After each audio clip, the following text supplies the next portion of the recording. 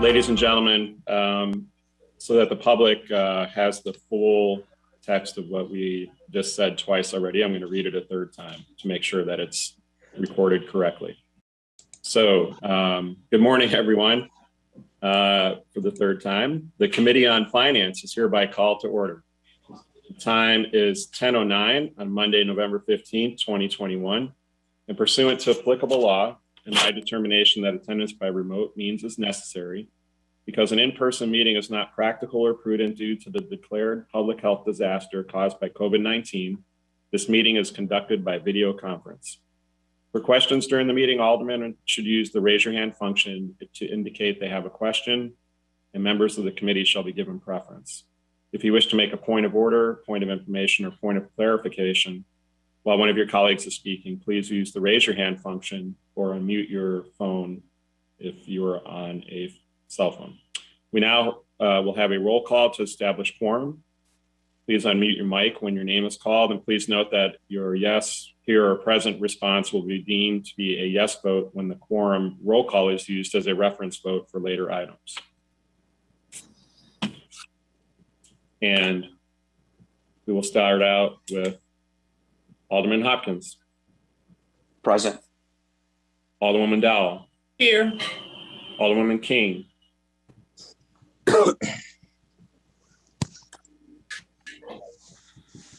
Alderman Sawyer. Here. Alderman Mitchell. Alderwoman Harris. Here. Thank you. Alderman Beal. Alderwoman Sadlowski Garza. Present. Alderman Thompson. Here. Alderman Cardenas. Here. Alderman Quinn. Here. Alderman Burke. Alderman Lopez. Here. Got you. Burke Alderman is there. Here, did you get me? Yes, sir. And Alderman Lopez, I got you. Alderman Moore. Alderman Moore is present, Chairman. Okay, thank you. Alderman Curtis. Alderman O'Shea. Here. Alderman Brookins. Here. Alderwoman Tabares. Present. Alderman Scott. Present. Recording in progress. Alderman Burnett. Present. Thank you. Alderman Irvin. Present. Yeah, Alderman Irvin is present. Okay. Alderman Taliaferro. Alderman Raboris. Present. Alderwoman Austin. Present. Alderman Villegas. Present. Alderwoman Mitz. Present. Alderman Sposato. Nick Sposato's here. Alderman Napolitano. Present, Chairman. Alderman Riley. Present. Alderwoman Smith. Present. Alderman Tunney. Present. Alderman Osterman. Alderwoman Silverstein. Present. Vice Chair Hairston. Present. And Chairman Wagasback is present. Alderman Mitchell, present.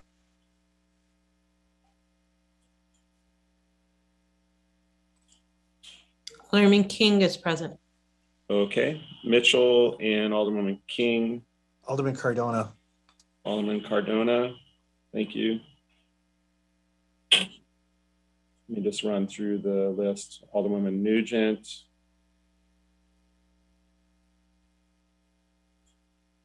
Okay. Ladies and gentlemen, we have 31 members present, and Alderman Cardona, Alderwoman Nugent, thank you for being here.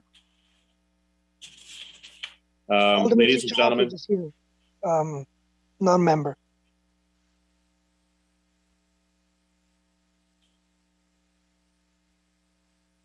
Oh, thanks, Alderman Sigcho Lopez. Sorry, I couldn't hear you there. Little delay. All right, ladies and gentlemen, we have 31 members present. We have a quorum. We have no public speakers today that have signed up. And so we will move directly to the agenda. You should have in front of you the minutes per Rule 45 of the October 21st Committee on Finance meeting. Does anyone have any changes or questions about that document? Riley moves to pass. All right, I have a motion to approve the Rule 45 report by the affirmative vote of all members present for the roll call used to establish quorum from Alderman Riley. All in favor signify by saying aye. All those opposed? In the opinion of the chair, the ayes have it, and the motion carries. Item number 2 is from the Department of Housing. It is a communication recommending a proposed ordinance concerning the authority to enter into and execute a redevelopment agreement with Chicago Neighborhood Initiatives Incorporated for the use of general obligation bonds, up to $5.3 million in tax increment financing funds and other funds for environmental remediation and site preparation activities on various parcels of city-owned property in the 24th Ward. We are joined by Brian O'Donnell from the Department of Housing for testimony on this matter. And Brian, are you ready to speak to the item? I am, but before I begin, I would ask tech support to add Kimberly Worthington as a panelist. Mal, can you get that set up there? Yes, Chairman, she's coming in. Yep. And while I'm waiting for that to get set up, Alderman Lopez, did you have a question? Thank you, Chairman. I could actually wait till after the presentation for my question. If that works. Yes.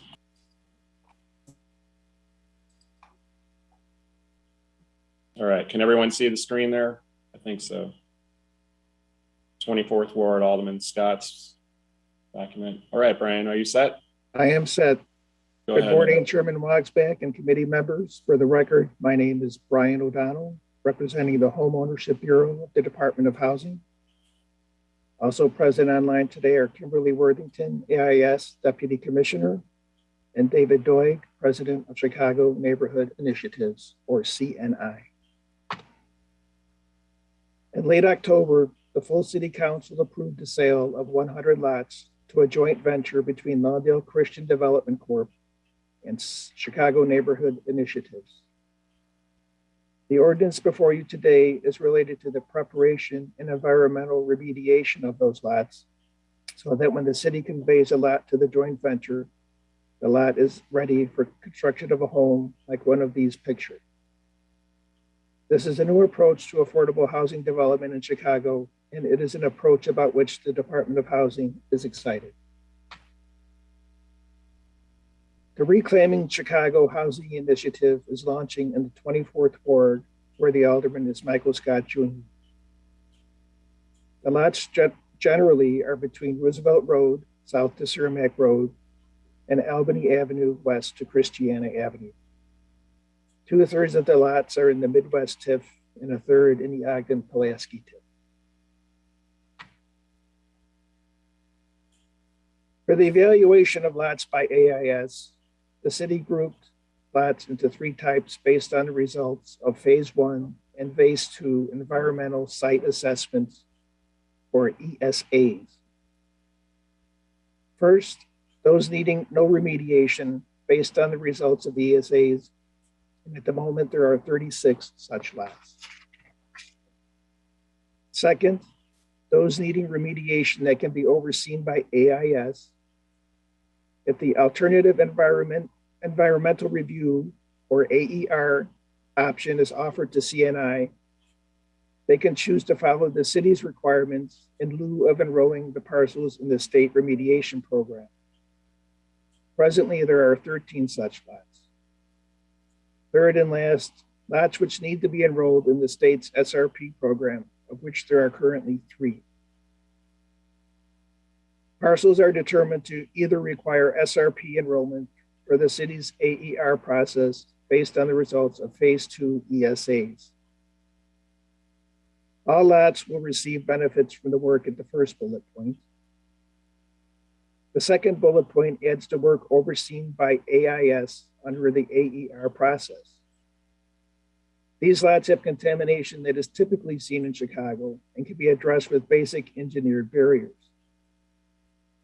If CNI chooses to use the city's AER option in lieu of SRP enrollment, AIS will review CNI's parcel-specific remediation plans and complete field inspections to verify that the required barriers are installed correctly. The third bullet point is for parcels that require enrollment in the state's environmental remediation program. These parcels have contamination that cannot be addressed with basic engineered barriers due to a variety of factors, such as the presence of hazardous waste or indoor inhalation issues. CNI will completing the items in the first bullet, along with any required environmental remediation required by the city or IEPA. This slide details what the Department of Housing has requested in the proposed ordinance. Designation of CNI as the developer for the project. Authority to approve reimbursement of expenditures and or payment for project costs from the three sources of funding noted. And authorization for the negotiation of a joint DOH-DPD redevelopment agreement with the developer. The project, as defined, is the remediation of soil contamination when needed and the preparation of the lots for a single-family home. CNI has done similar site prep and remediation work for the city on earlier commercial developments. Last year, the department requested and was granted $5.3 million at the TIF Investment Committee for this work. However, a determination was later made that not all of the work would be eligible for TIF reimbursement, which necessitated the request for GO bond proceeds or other DOH money will be appropriated by City Council. The RDA draft anticipates payments to CNI of approximately $4.4 million. The remainder of the $5.3 million would be AIS expenditures. AIS has already contracted for about $335,000 on environmental assessments funded with TIF monies. And AIS is just over halfway through their preliminary assessment of 100 lots. Additionally, AIS will have environmental consultant costs to complete the AER process. This slide shows a breakdown for which major costs can be funded with TIF and which must use other appropriated sources. The $5.3 million amount with which we have been working will likely not be enough to fund the required work on all 100 lots, so we may come back in a year or two requesting additional funds. This concludes the formal presentation. If there are questions, Kimberly Worthington of AIS or David Doig of CNI or I will attempt to answer them. Thank you.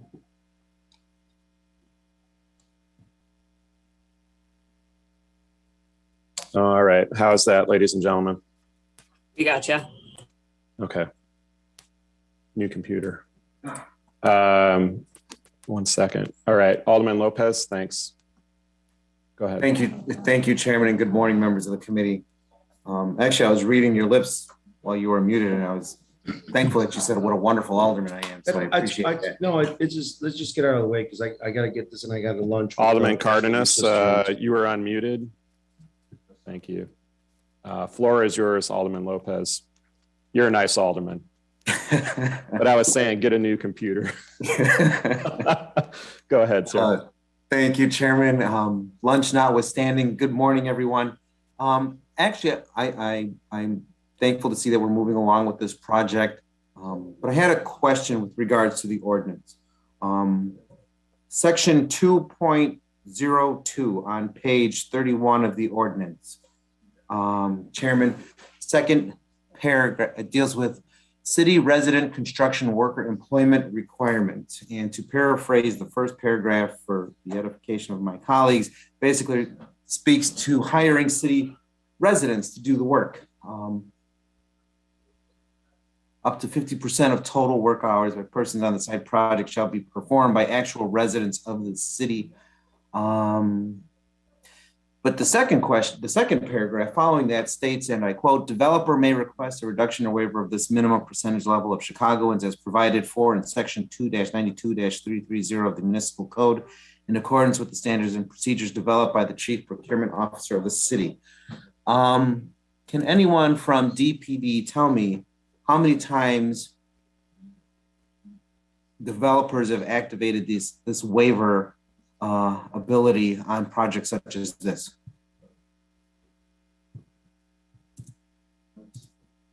For the Department of Housing, I cannot address that. I do not know. Hey, Chairman, can I speak to this for this Yes. project? Yes, Alderman Scott, go ahead if you can answer that. So Raymond, Alderman Lopez, I can't talk about other projects. I can only talk about this specific project.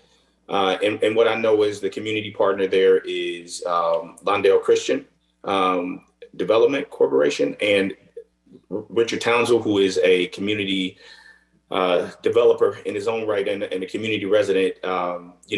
He's trying to get 100% of the folks that are there or residents to be builders on here. And I sincerely believe that at the end of the day, we're going to have more than 50% of the man hours done on either one of these projects done by community residents. They've already lined up a cadre of homeowners, as well as a cadre of folks who want to build and work in our communities. And so, for your own edification, I will make sure that, when we start putting people to work, that we have these numbers. But I sincerely believe, and I know that the commitment of LCDC to making sure that people in this community work and live in these homes, we will meet and probably exceed that number. Thank you, Alderman Scott. I have no doubt that you'd be keeping an eye on it. My question then is, knowing the partners that you have with this project and knowing their commitment already to not just meet but exceed the goals listed here, why don't we just remove that section, that second paragraph altogether from this ordinance, since we know that they are 100% committed towards not seeking a waiver?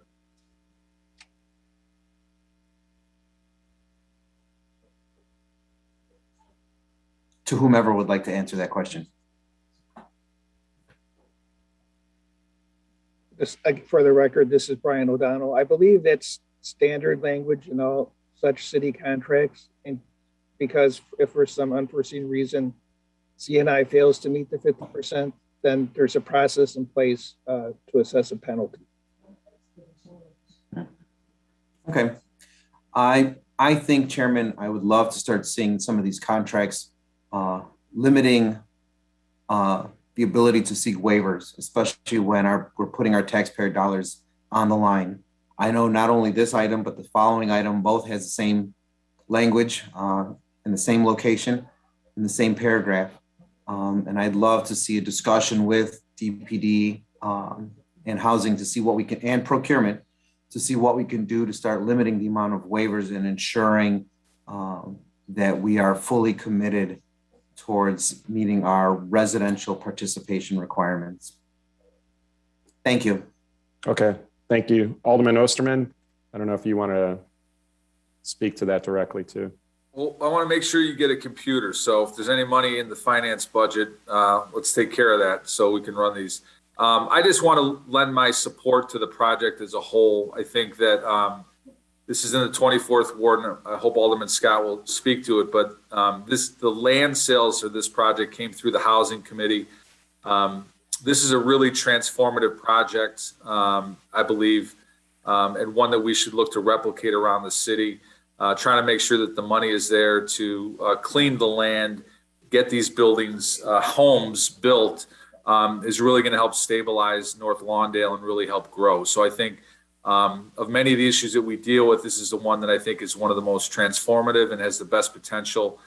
So I am 110% in support, and just want to commend United Power, the coalition, and all the members who really work to see this happen, and appreciate the city working with them on this. There will be additional details. I think Brian talked about additional money. So the budget we just passed has money for environmental use. Try to make sure that that's cleaning the land to lower the costs on buildings like this is going to be critical for us moving forward. But just want to make sure that we support this here today. Thank you. Thanks, Alderman Osterman. Alderman Burnett.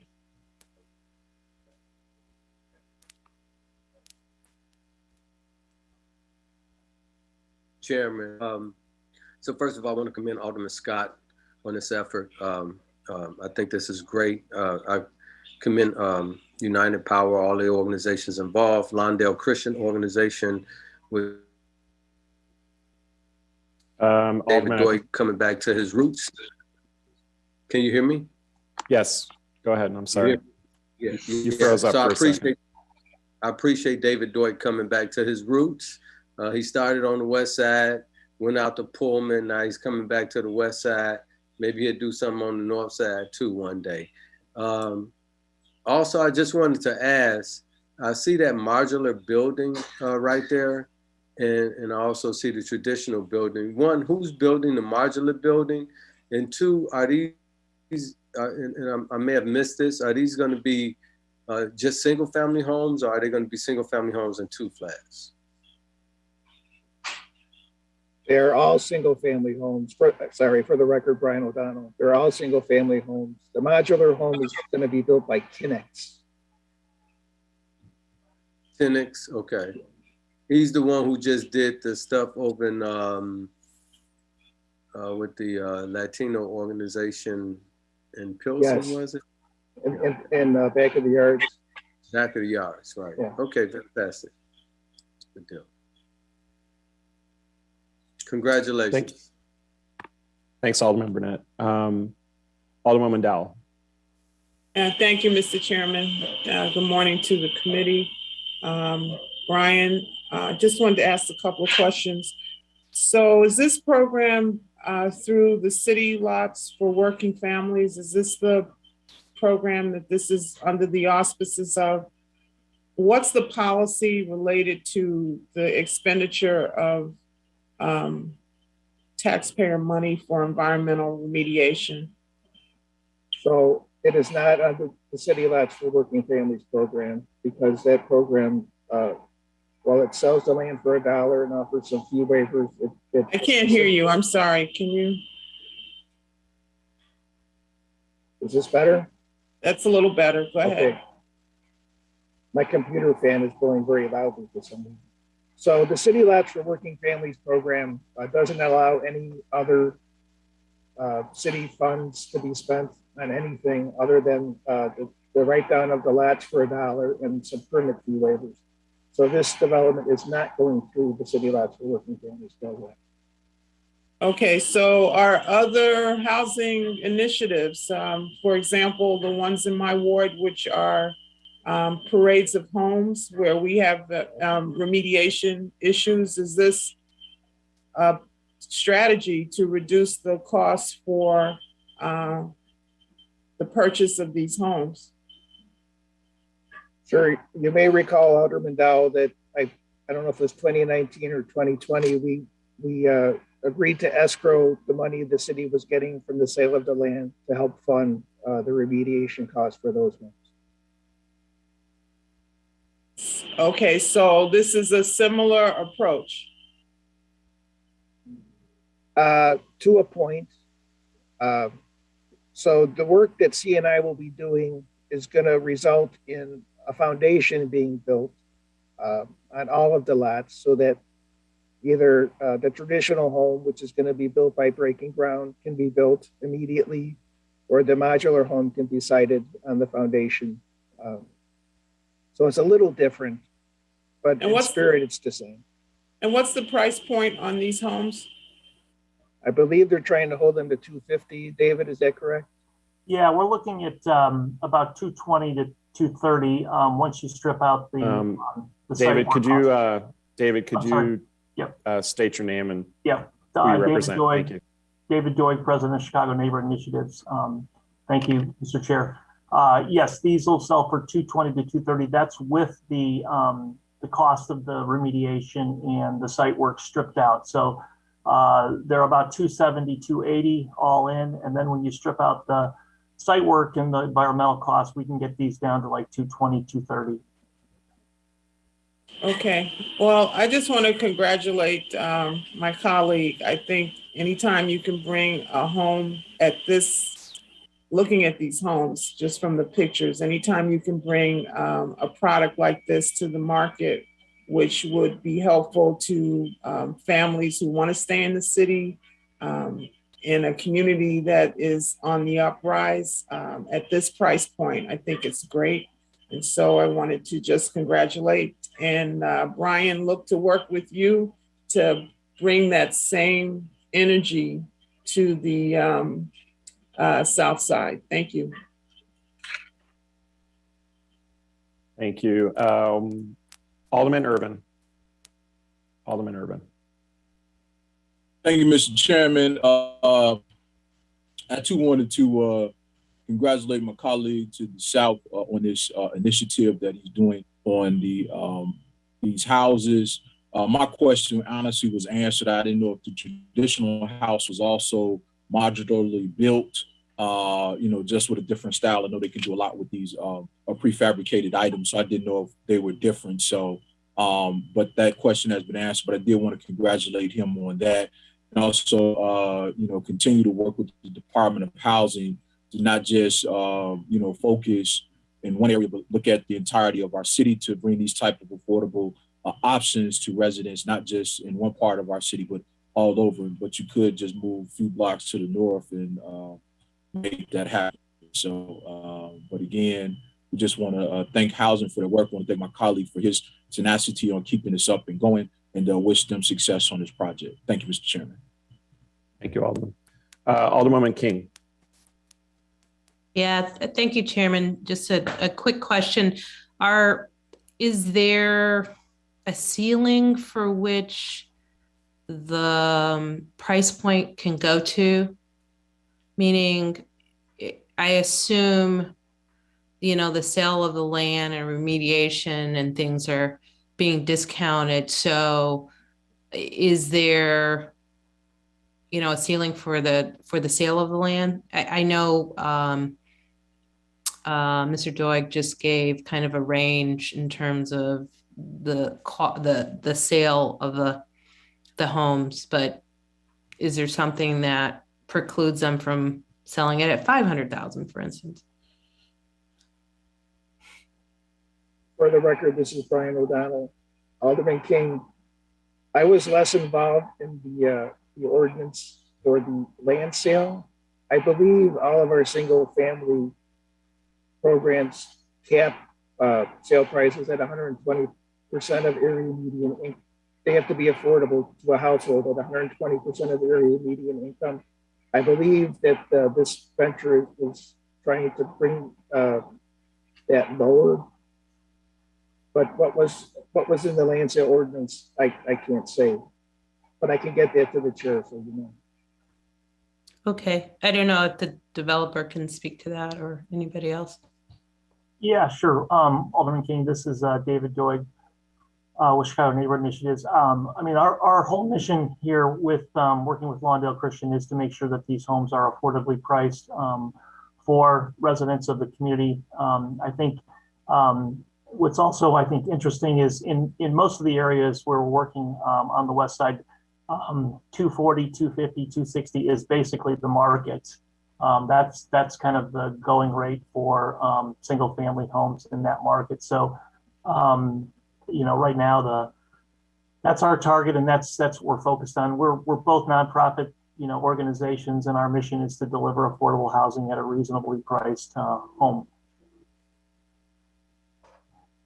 Okay, I definitely want to congratulate my colleague on this, but you know, want to make sure that if the market turns and you know this is the next thing coming, that you know we maintain affordability. So I'd love to get that information through the chair if I can. I'm sure Chairman Scott will be looking at that as well. But great job, and definitely want to duplicate some of these efforts in the Fourth Ward as well. So thank you for that. And do we have this, Chair, this presentation?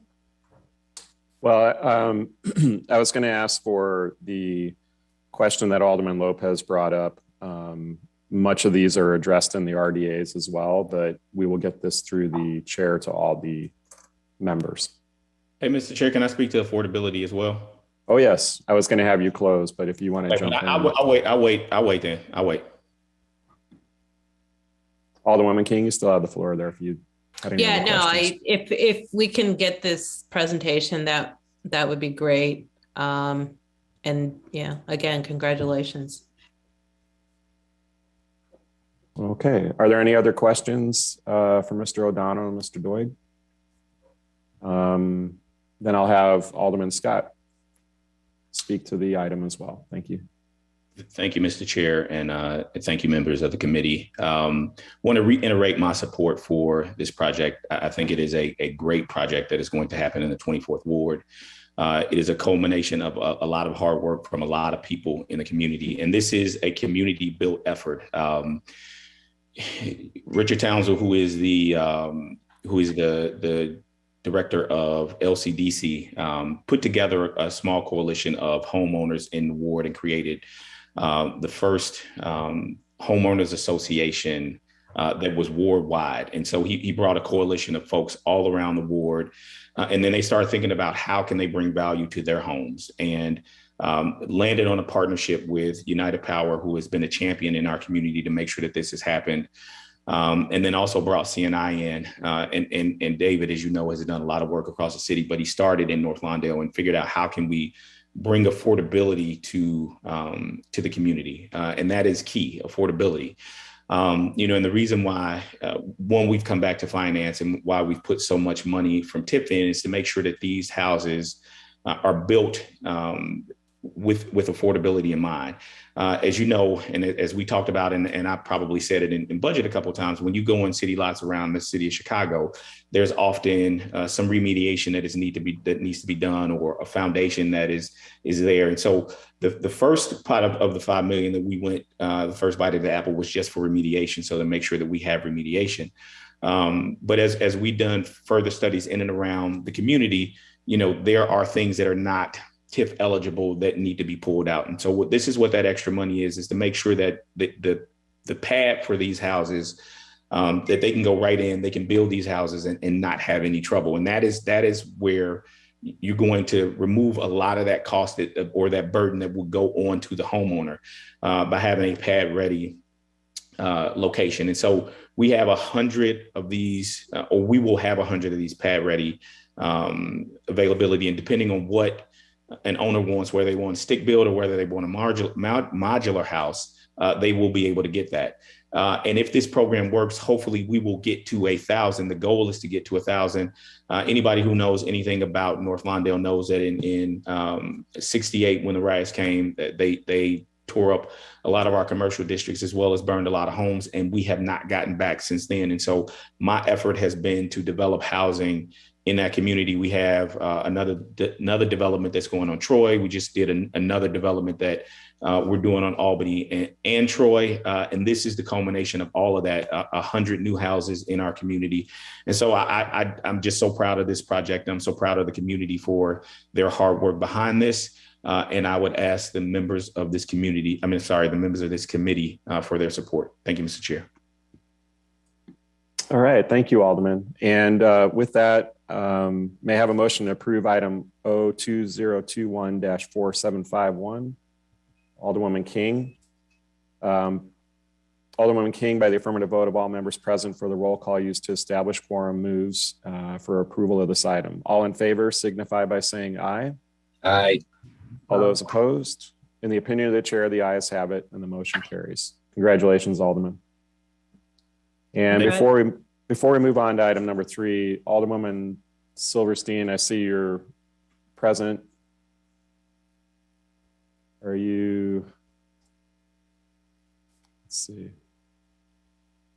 present for purposes of quorum. Alderman Osterman, go ahead. If you can add me to the roll too as well. I don't know if you have me or not. Thank you. I did. Yes. Thank you. Hey, Mr. Chair, can I one thing? I didn't thank Chairman Osterman. He has been a stalwart in making sure that affordability comes to my side of town. He's been out and he's toured. And so I just want to thank him for his leadership and his commitment to that, as well as the Department of Housing and the Department of Planning. They've both been very helpful in this endeavor. Excellent. Thank you, Alderman. Alderman Taliaferro. Mr. Chairman, if I could just be recorded as being present today. I have you present for purposes of quorum. Thank you.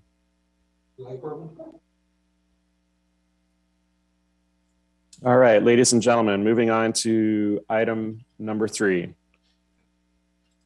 Item number 3 is a communication recommending a proposed ordinance concerning the authority to enter into and execute a redevelopment agreement with Conservatory Apartments, LLC, Interfaith Housing Development Corporation of Chicago, for the use of up to $3.5 million in tax increment financing funds for construction of affordable housing located at 414 North Central Park Avenue in the 27th Ward.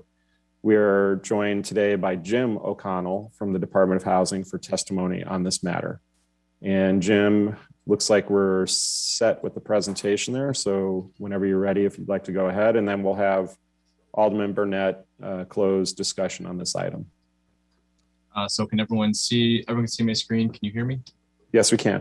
Perfect. You're all set. Okay. And for IT support, the developer will need to be made a panelist in case questions arise. It's Perry Vietti. He's currently attendee. So good morning, Chairman, members of the committee. For the record, my name is Jim O'Connell. I'm an underwriter with the Department of Housing. This is Conservatory Apartments located at 414 North Central Park Avenue in the Humboldt Park community area, 27th Ward, with Walter Burnett Jr. as alderman. Here's the project's location. It's a through lot located between Central Park Boulevard and Monticello Avenue. This redevelopment involves the new construction of a 43 studio apartment building on vacant land that was formerly used as a parking lot for the Laura S. Ward School, which was closed by the Chicago Board of Education in 2013. Directly south of the railroad embankment is the Garfield Park Conservatory, hence the name of the project.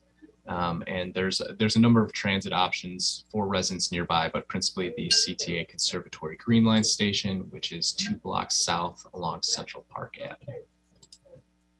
So Conservatory came through DOH's 2019 round, and while well received, ultimately was not chosen due to other funding priorities.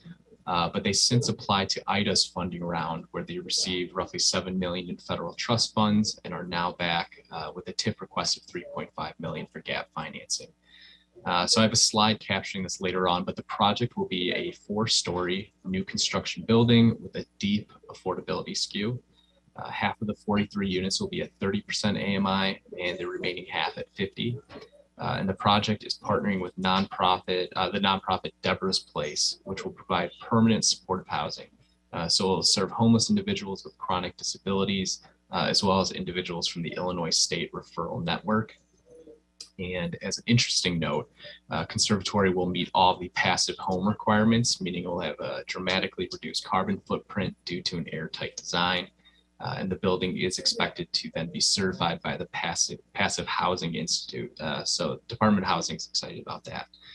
And additional features: ground floor property management, social service offices, central laundry, bike room, and a community garden.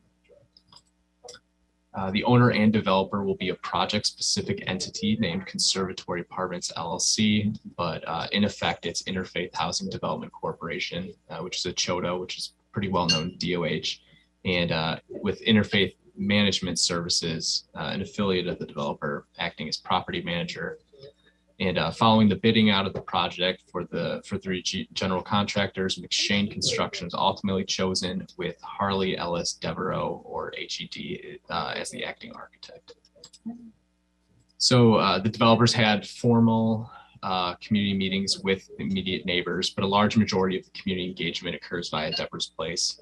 They have regular meetings with community groups, Garfield Park Coalition for Sustainability and Affordability, the Community Advisory Council, just to name a couple. DOH is not aware of any community groups which are opposed at this time, and Alderman Burnett has confirmed his support. So here's the capital stack, sources on the left with uses on the right.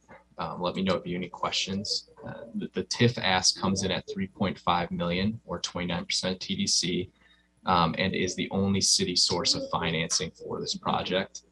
Their operating costs are in line with DOH expectations, and per unit construction costs are favorable to DOH standards at $283,000 per unit.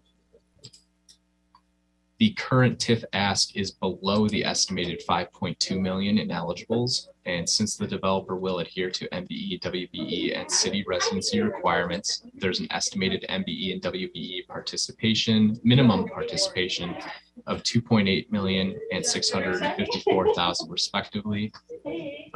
Additionally, the project will result in roughly 4 permanent jobs and 26 temporary construction positions. Here is the breakout of the units mentioned in the project summary slide. Here's the current condition for site context. Again, it's a former parking lot of the CPS school. And finally, here's a rendering of the southeast elevation following design review process from both DOH and DPD. That concludes my presentation. So thank you for your time and consideration, and please let me know if you have any questions. Excellent, Jim. Thank you. Could you provide that to us to share with the Alderman? That was a really good presentation. And yep. Are there any questions for Jim? Alderman Lopez. Thank you, Chairman. And again, thank you, members of the committee. Page 24 of the ordinance, same questions with regards to city resident construction. Do we know if McShane has done city work in the past?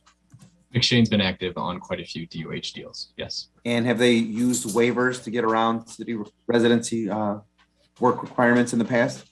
It is a good question that you asked, Brian. I know in my four years here, I do not recall a GC ever submitting a waiver. But what we typically do is, in order to get, it could come in later where they're dinged for it, right? So our compliance department in construction, they flag whether or not the appropriate amount of hours have been logged, at which point the developer is fined. I do not have that statistic for McShane though, but I can provide that to the chair.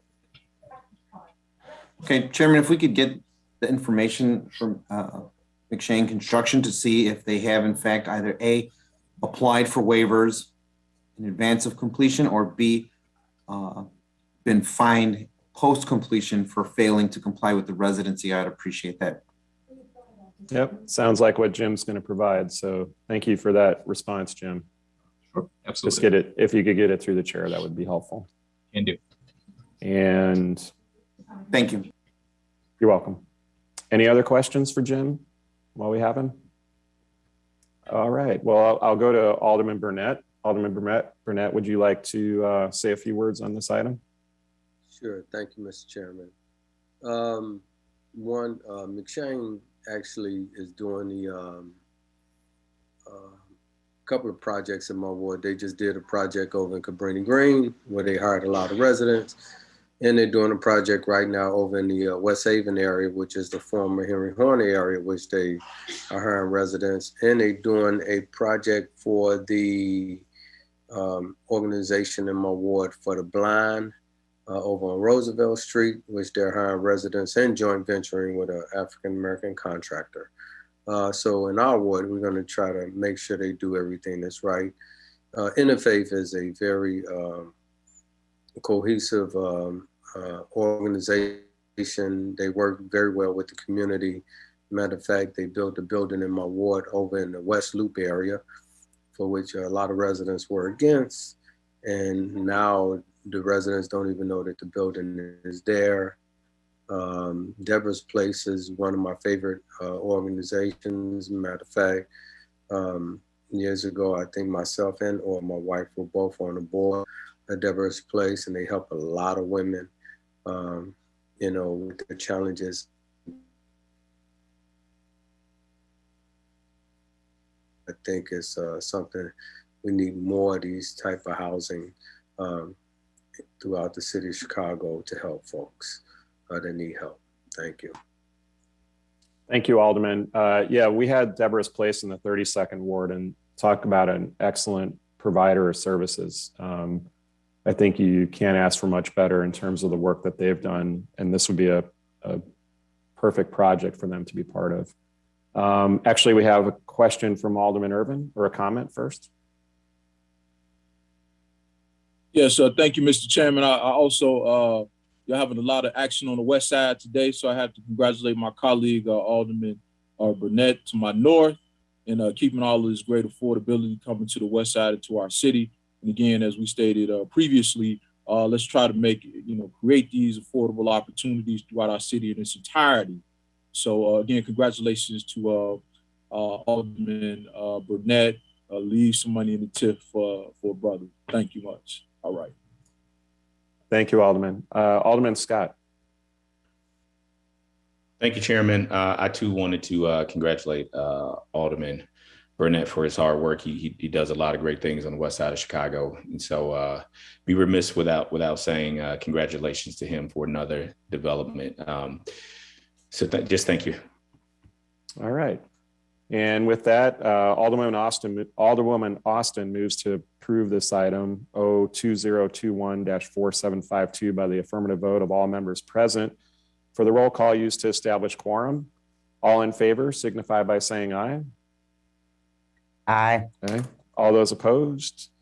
In the opinion of the chair, the ayes have it and the motion carries. Congratulations, Alderman Burnett. Thank you.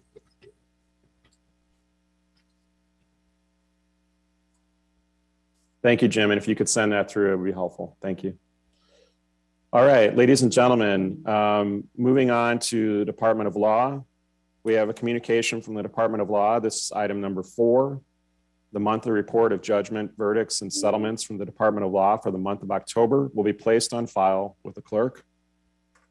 Moving on to items 5 and 6, these are authorizations for the payment of various small claims against the city and the denial of payment of various small claims against the city. If there's no objection, these items will be placed on the omnibus.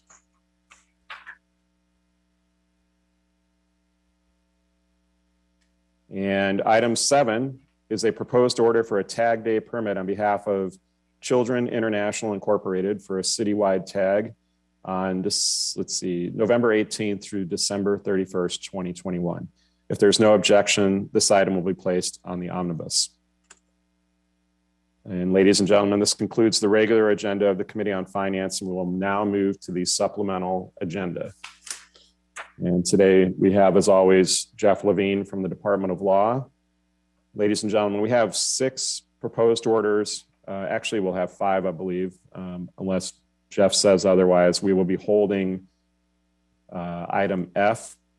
This is the Harris versus City of Chicago case. Will be held in committee, and but we will have a vote on it at the next meeting. So we will start out with 1A. This is Brown versus City of Chicago, and then we will work through B, C, D, and E. But we will start out with item 1A, David Brown. I'm sorry, Mr. Chairman, point of clarification, if you will. Yes, sir. Yes. We're voting in committee on all of these proposed settlements today, or did I hear you say one of them we're not voting on, this information only? Actually, we're going to hold the Harris settlement. That's F. We'll hold that in committee and not vote on it today. And I don't no discussion on it either. We'll just hold it in committee. All right. Thank you. You're welcome. And let me check and see if there's any other questions. Nope, we're good. All right, Jeff, are you ready? Yes, sir. Thank you, Chairman. Members of the committee, good morning. My name is Jeff Levine. I'm with the Law Department. I am going to be describing for you a series of 5 settlements for your approval. On this first one, I am joined by my colleague, Mimi Ruther, who is the Deputy of the Torts Division. This first case is captioned Brown versus Pugh, Pugh and City of Chicago et al. This case has at its core a police chase of a fleeing vehicle, and the fleeing vehicle struck and killed a pedestrian.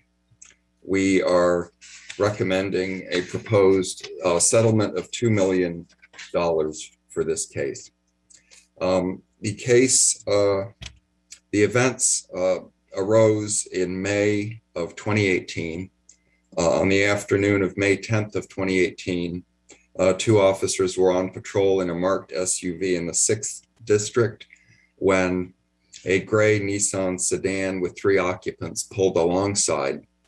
The driver of the police SUV smelled cannabis and followed the car. He pulled the car over, and he and his partner were walking towards the car when it quickly pulled away and fled. The passenger of the police vehicle testified that as he was approaching the car, he saw through the rear window that the driver leaned forward and shrugged his shoulder, which caused the officer to believe that the driver might be handling a gun. The police SUV began to pursue the Nissan. At that time, the police dispatcher asked what the car was wanted for, and the passenger in the SUV responded, possible UUW, which is acronym for unlawful use of a weapon. They discontinued the pursuit a few blocks later when they lost sight of the Nissan. Radio broadcasts continued, including the dispatcher stating that there was the Nissan, its reported location, its description, and that it was associated with an unlawful use of a weapon suspicion. Another team of officers were nearby, passing through the 6th District in a marked SUV when they heard this over the police radio. They headed east on 76th Street. As they reached the overpass of the Dan Ryan, they saw the Nissan, did a U-turn, and followed the Nissan as it headed onto the expressway on-ramp. The Dan Ryan was full of late afternoon rush hour traffic at this point, and the Nissan went straight to the next off-ramp at Lafayette and drove up at significant speed towards 79th. GPS data for the police car while it was following both on the on-ramp and the exit ramp shows the police vehicle driving at speeds of up to 69 miles an hour. As the Nissan approached 79th and Lafayette, the traffic light was red. The Nissan swerved to the right, went into the intersection, and then struck the decedent, who was hurled a great distance into the air and killed. She was 56 years old at the time. She is survived by her husband of 15 years, 2 adult daughters. One of the daughters lives with the husband, and a granddaughter. The assertions in the case are that it was reckless for the police to pursue the other car when the need to apprehend was minimal and the risk to the public at rush hour was great. They further allege that it was reckless to call out over the radio possible unlawful use of a weapon when all the officer had seen was a shoulder movement. Under the applicable police general order, officers are required to engage in a balancing test before and throughout a motor vehicle pursuit. The balancing test is whether the need to immediately apprehend the suspect outweighs the danger inherent in the pursuit. Accordingly, plaintiff is asserting here that that balancing test weighed in favor of not pursuing. Again, we are recommending $2 million down from an initial demand of $5 million in this case, and I'd be happy to take any questions. Alderman Hopkins, question for you, Jeff. Yeah, thank you, Mr. Chairman. Counselor, how would tort immunity factor into this? And was that consideration during the settlement negotiations? And if we did go to trial, would that be a factor in this?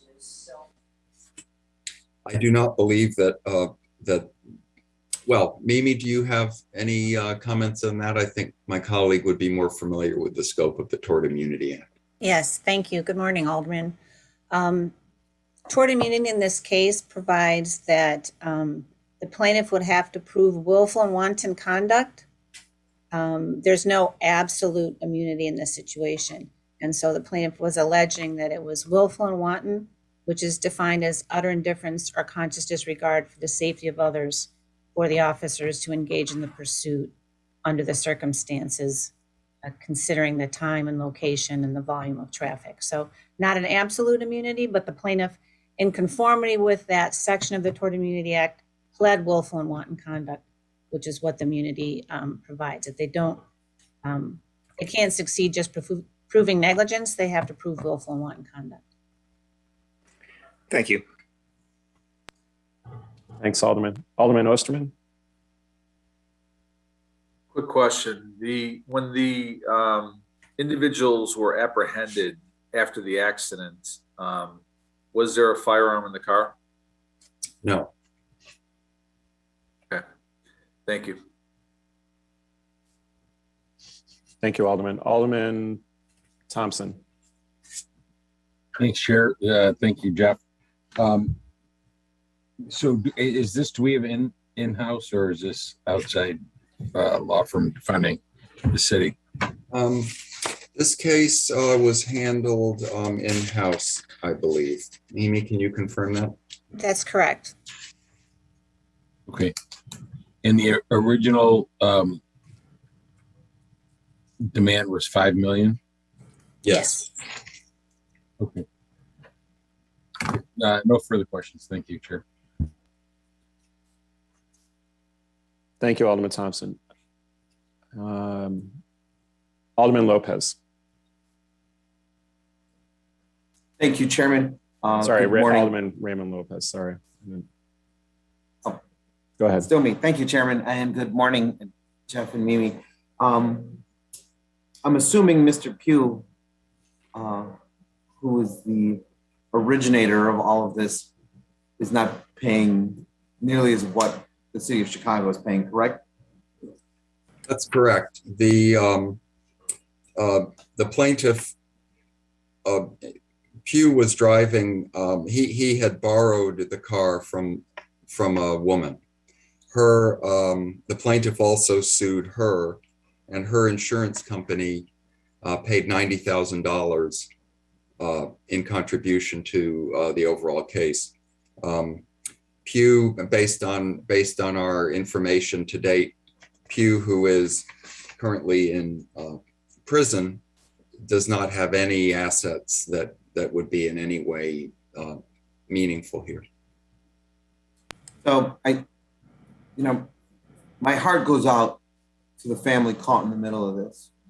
But here you have individuals who are woefully disregarding the law, putting people's lives in jeopardy, and yet taxpayers are once again on the hook.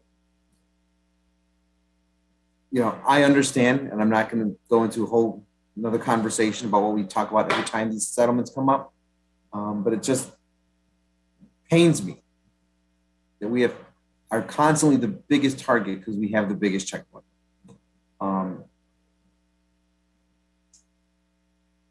I, for one, Chairman, would like to be recorded as no on this, and hope that we start working and pursuing avenues for victims or for the city to go after these individuals that cost our taxpayers so much money, whether it's liens against them as well or things of that nature.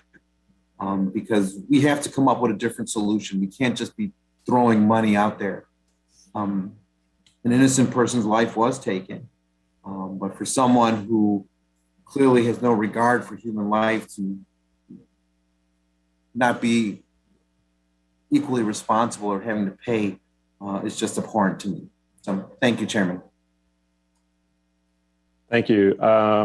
Alderman Quinn. I'd like to be recorded as no. Okay, gotcha. Jeff, do you have any other input on that one before we have a motion? No, I'm unless others have questions, I'm finished on this case. Okay. All right. May I have a motion to approve supplemental item A by the affirmative vote You of all members? record Tabarez as a no. Okay, hold on one second. By the affirmative vote of all members present for the roll call used to establish quorum. Osterman, so moves. Alderman Osterman moves in favor of it. All in favor signify by saying aye. Aye. And opposed, I have, in the opinion of the chair, the ayes have it. The motion carries with the exception of Alderman Lopez, Alderman Quinn, Alderwoman Tabarez, and Alderman Raboyris.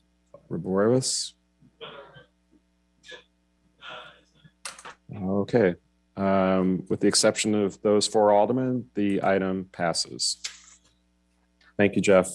Jeff, if you would like to move on to item B, this is Michael Williamson versus Officer Wilfredo Ortiz and City of Chicago. Sure.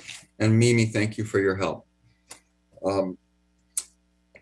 This, as you stated, our second settlement, Williamson versus Officer Wilfredo Ortiz and City of Chicago. I am joined to present this one by my colleague, Carolyn Franzak. This case is a companion case to a case that was previously brought to trial and concluded in favor of plaintiff. This case arises out of a police shooting on New Year's Eve of 2014. As a result of the police shooting, a plaintiff and his two sisters were injured. Essentially, at the time plaintiff brought his other case for the shooting, that was a case asserting excessive force in the shooting and that the shooting was in essence wrongful. Plaintiff sought late in the case to add an additional count, a count that newly became available to him under Illinois law, and which essentially asserted a claim for emotional distress as a result of his being detained for nearly 2 months as a result of the incident, a hospitalization, a colostomy bag, and being discharged from the Navy as a result of his having been arrested. At the time, because the case was so close to trial, the judge denied plaintiff the ability to add that additional emotional distress count. The case then went to trial without that count. The plaintiff won the case and was awarded approximately $10.75 million in a combination of damages and attorney's fees. Following that case, plaintiff initiated this case again for that additional claim for emotional distress. The city sought to bar that. The judge rejected the city's attempt, and therefore the case is live, and plaintiff's additional claim for emotional distress is before us. The essence of the emotional distress claim is the embarrassment, humiliation, and fear of being charged with multiple felonies as a result of the New Year's Eve shots being fired. And by the way, I'll get into just a little bit of background there. In that case, the officer, again, this was in New Year's Eve of 2014, the officer was proceeding to the area in response to reports of shots being fired. The officer had asserted that he saw the plaintiff with a weapon and he pointed it at the officer, and at that point the officer fired at the porch and into the house. The plaintiff's assertion was that he had no weapon, that the weapon had been was being used by somebody else in a different part of the property, and that the officer simply came around the corner and began shooting without justification. Again, the jury in that scenario accepted plaintiff's story with the result that he was awarded the damages, and his criminal charges against him, he was acquitted on all counts.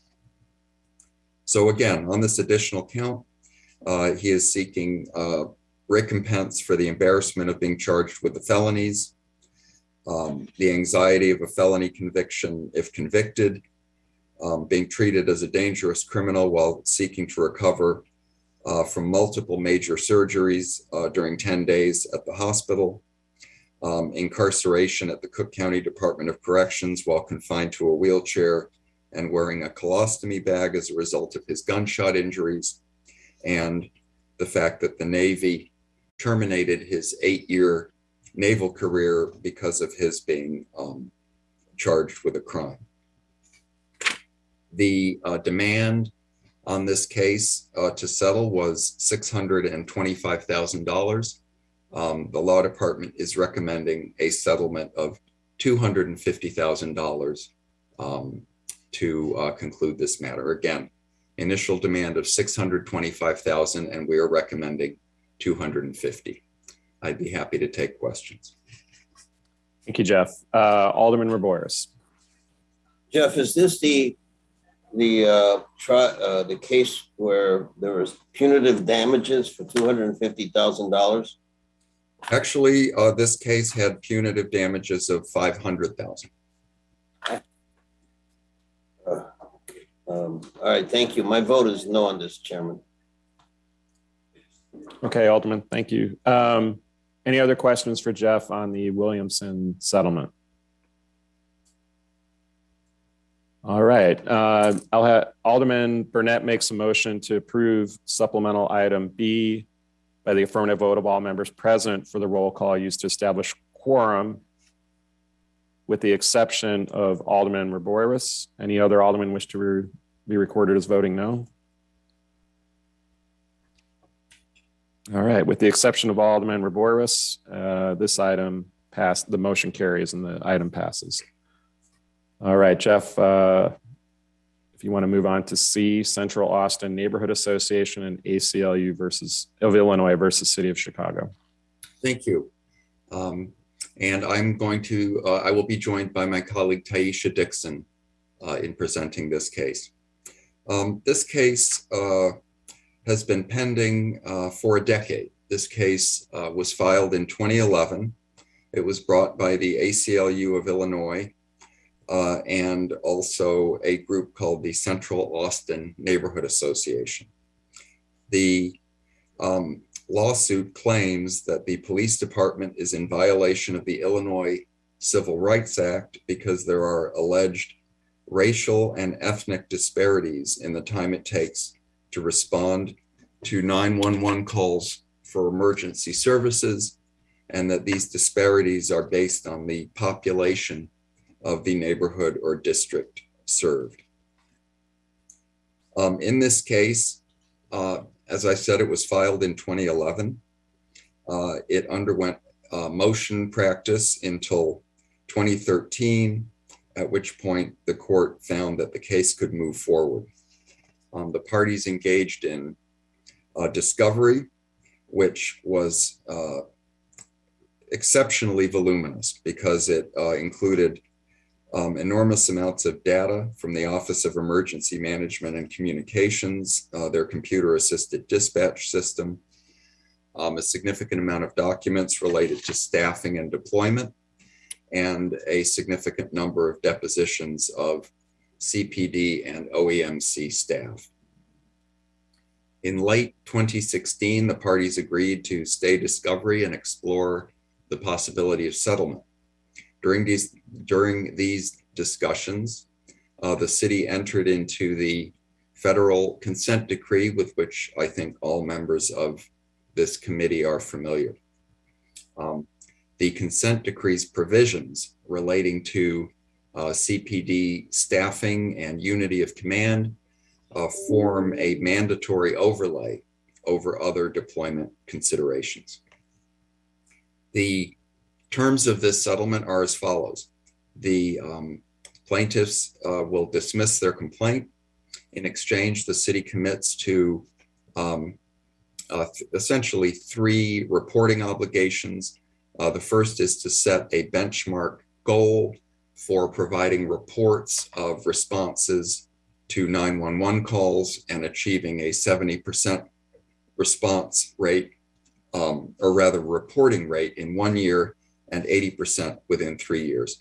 To clarify, that doesn't mean responding to 911 calls 70 and 80% of the time. It means filing a report that the call was responded to 70 and then 80%.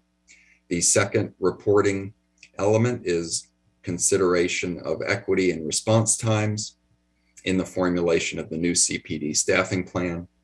And the third element is electronic publication of certain data relating to calls for service. Finally, the settlement includes a payment of $250,000 representing plaintiff's attorney's fees.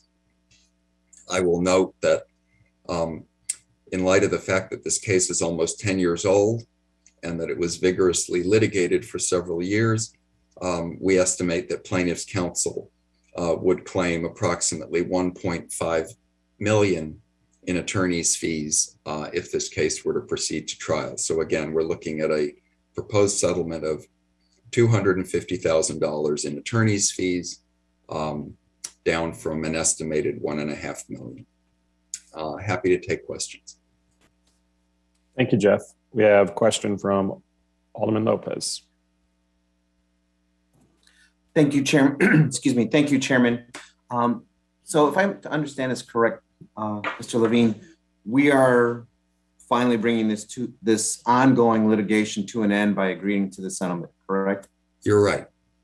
So in an unrelated matter, members of this body were told that we cannot consider ordinances when you have an ongoing litigation, even if it's to find resolution to whatever is being litigated. Is there a particular reason why we would have a standard for one type of settlement and litigation and related ordinance versus this? Alderman, I'm not recalling the circumstances of the baseline that you're describing here. Okay, so but I guess I will say, as a general matter, I'm not aware of a rule that precludes an ordinance or that precludes passage of an ordinance or implementation of a consent decree in the face of a matter being litigated. Okay. I just want to make sure that there is no legal reason that we cannot proceed with ordinances despite litigation. I know we've done it in the past. We're doing it today. So I just want to make sure that we are all clear for that purpose. And I will just say that though I know that there's more to why there's disparities now, Chairman, I will be in support of this reluctantly, just so that we can put this matter to bed and start focusing on how we actually get officers to remain in their beats, to protect beat integrity, to ensure that we have 911 calls being answered in communities like the ones that I represent. Thank you, Chairman. Thanks, Alderman. Alderman Thompson. Thank you, Chair. Thanks again, Jeff. So how does this, I think what my colleague from the 15th Ward was alluding to, is we're agreeing in a settlement case on something that has an impact on the consent decree. I think and how do you are those reconciled? I will let I will say I think it does not create a conflict with the consent decree. I would say it creates a secondary layer of reporting in conjunction with the consent decree, but I'll let Taisha elaborate on that if she wishes. Morning, Alderman. The only thing I'll add to Taisha, if you don't mind, just state your name and title for the record. Taisha Thanks. Dixon, Deputy Corporation Counsel for Public Safety Reform with the Department of Law. Sorry about that, Chair. The only thing I'll add to what Jeff just stated is the consent decree requires that CPD undergo a pretty fulsome workforce study and analysis. This settlement would just require that CPD consider racial and ethnic disparities in doing that workforce assessment. So that's not something that the department or the city would have required?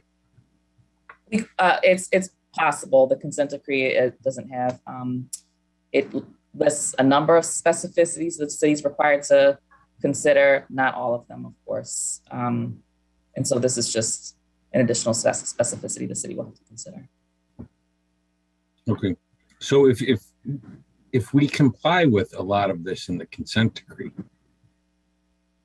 again, whether we tweak it slightly, but doesn't it make this case moot then? I mean, we're complying. I think the reporting requirements in this case have a specificity to them that does not exist in the consent decree. So I would characterize it as requiring a couple more explicit data points. And what is the penalty if we don't comply? Well, I think that I don't know that there is a specific penalty stated. I think that what would happen is plaintiffs would go to court and assert that the city is not complying with the settlement, and the matter would be resolved by the court.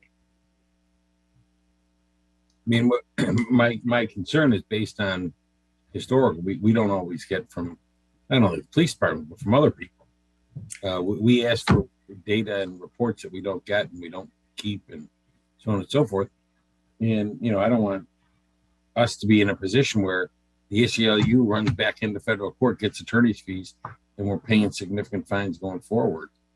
I think it wouldn't be that dramatic.